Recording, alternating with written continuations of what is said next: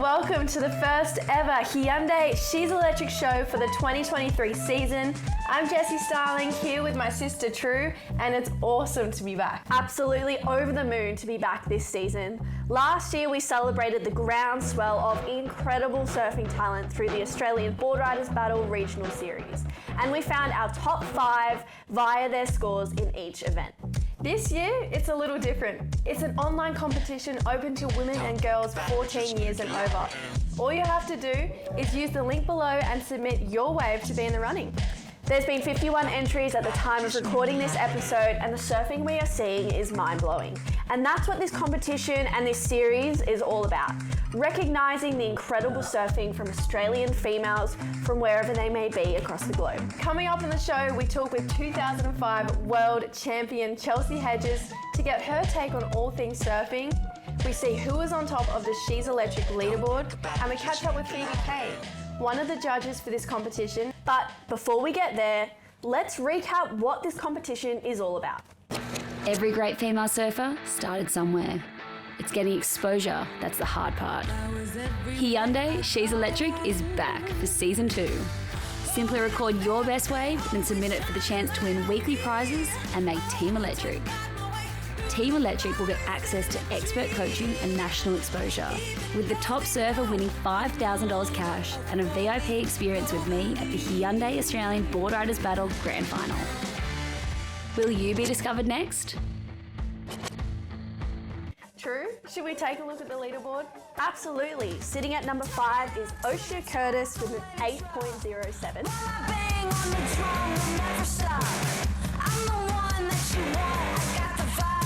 Currently in 4th is Kira Buckbit with an 8.17.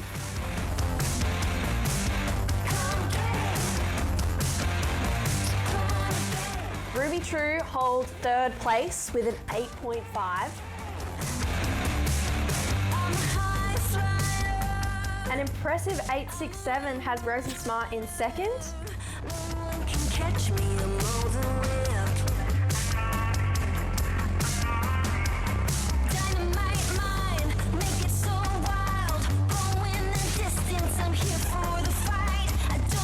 And taking it out is a pretty critical 9.4 from Anne Dos Santos.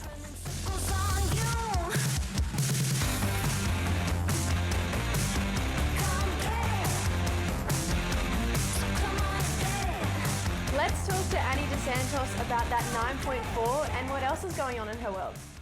Thanks so much. Yeah, so that was on a trip for O'Neill and Surfline to Maps to Nowhere, so I can't really say exactly where it is because it's kind of the whole thing where we want to keep the spots a secret that we go to, but yeah, it was just such a sick wave.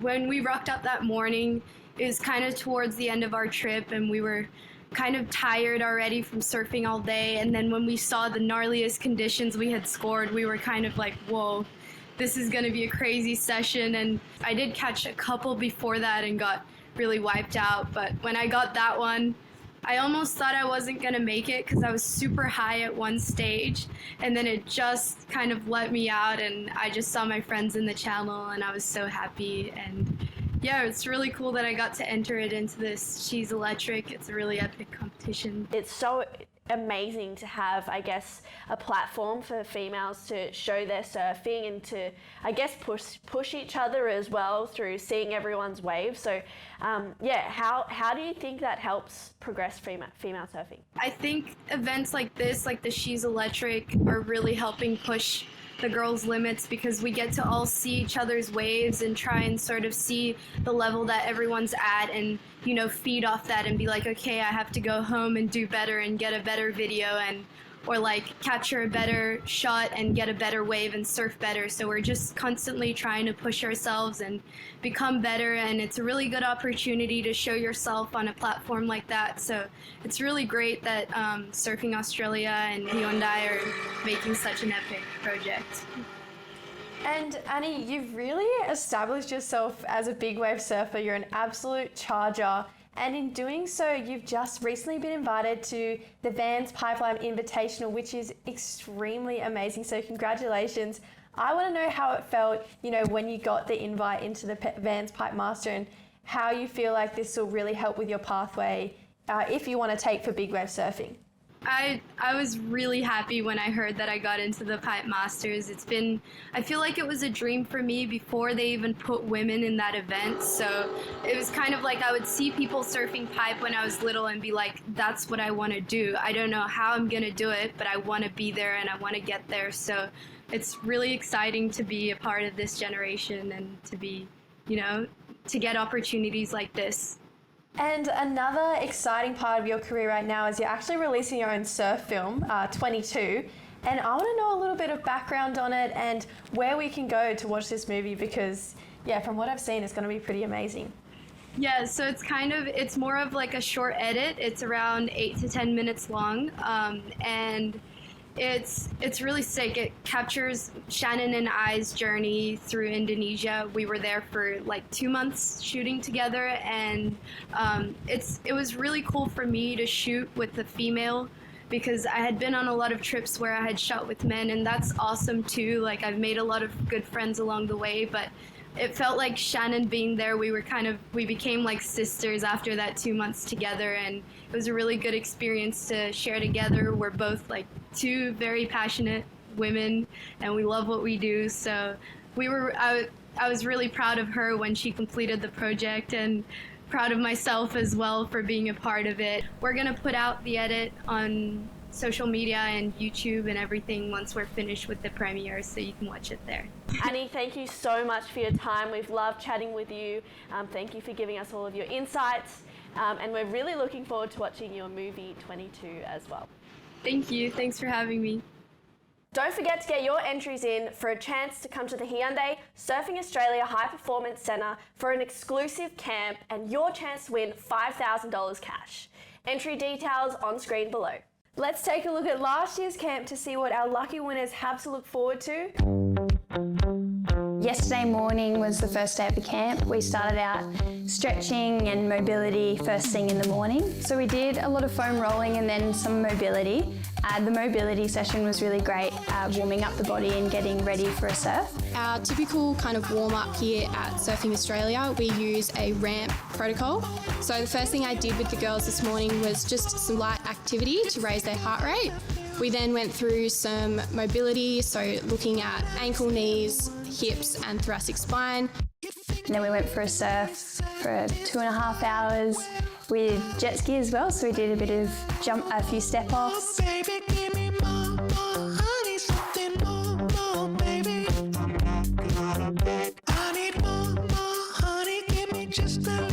Yeah, it was great to get out there on the jet ski and also go for a free surf with all the girls, and they were all ripping, and yeah, it was such a fun surf.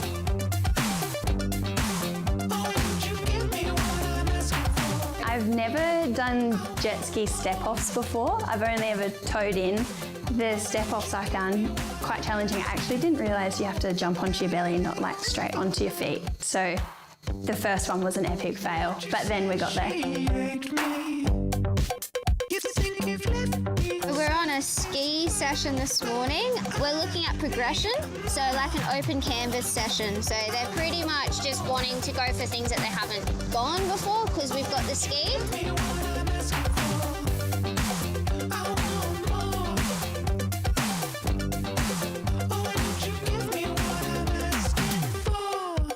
Pretty awesome that they get an opportunity to experience some of the high training environments that our elite Surfing Australia athletes undergo on a regular basis. So this drill has been designed to try and simulate some of the stresses that you may experience in competition or in performance.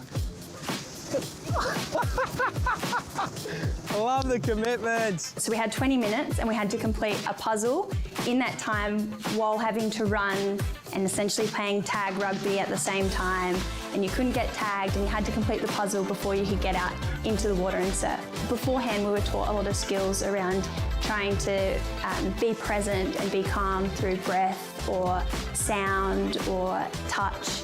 And so having the ability to then try those skills out under a stressful scenario was a really great experience. It's going to be stressing us physically, There's a running bit, and it's going to be stressing us mentally.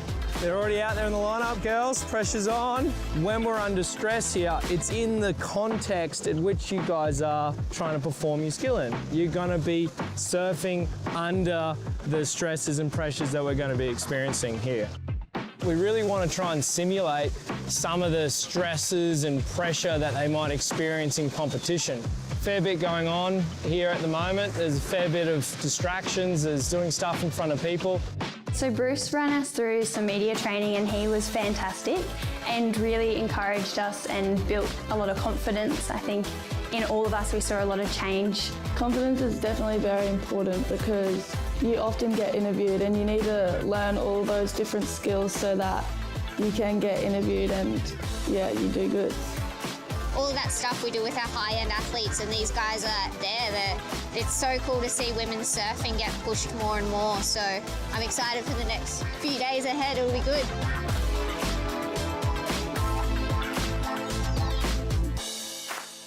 Welcome back to Hyundai She's Electric, and Tru and I are kind of fangirling right now because we're joined with Chelsea Hedges, the 2005 World Champion. Welcome to the show, Chelsea. Thanks for having me, girls. Love this show. So you're, like I said, 2005 World Champion, and now you've moved into a pretty cool role here at Surfing Australia. Do you want to tell us about that?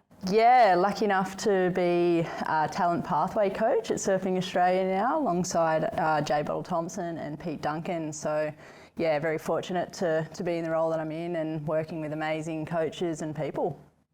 And tell us, you get to see all the women coming through the ranks and, you know, the junior girls. Who do you really see pushing the boundaries right now?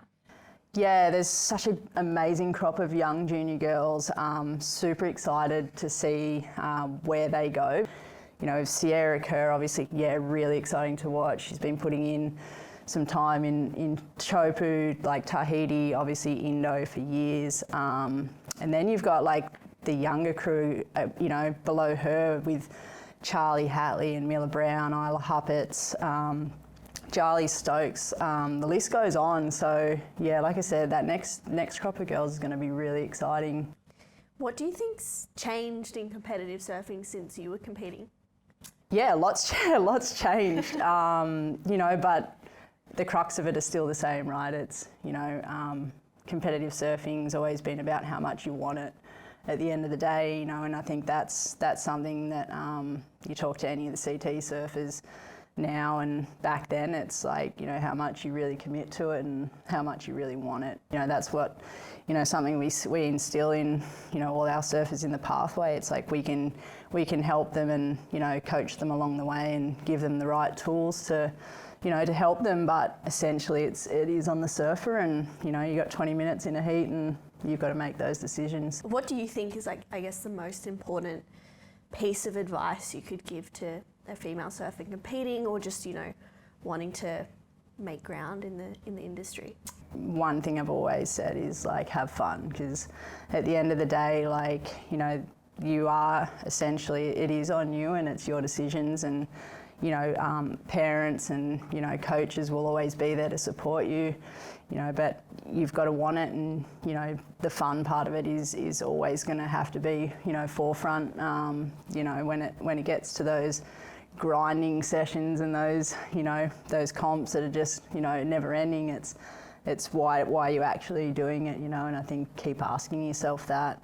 And touching on that advice thing as well, there's also a lot of women who have been surfing for quite some time now, and, you know, you're coming off a competitive background and you found yourself a really cool role in Surfing Australia. So what kind of other opportunities are there for women who've been in the sport for a while who kind of want to get into the industry? You know, obviously back in the day I would have thought maybe I'd become a team manager for Roxy or the Billabongs or the brands, and then yeah, obviously I had a young family, so I was a mum for a couple of years, which is, yeah, obviously still am, but that was a big part of my life. But, you know, now I'm in the coaching space. I just see so many opportunities for women's, like judging, obviously coaching, administration roles, and, you know, there's so many with also the Brisbane 32 Olympics coming up. I'm also a part of a program, QAS Gen 32 program, which is super exciting for yeah, coaches across all sports. So There's a lot of scholarship and funding out there for women at the moment in sport, so doesn't just have to be coaching, so it's a really exciting time for women across all sport. And back to you a little bit more too. We put a promo up for Rivals Season 2 and you're absolutely ripping. You definitely smashed us in a heat too still. How was that experience for you? Because it looks so fun, and kind of tell us what you still enjoy and love about surfing even now.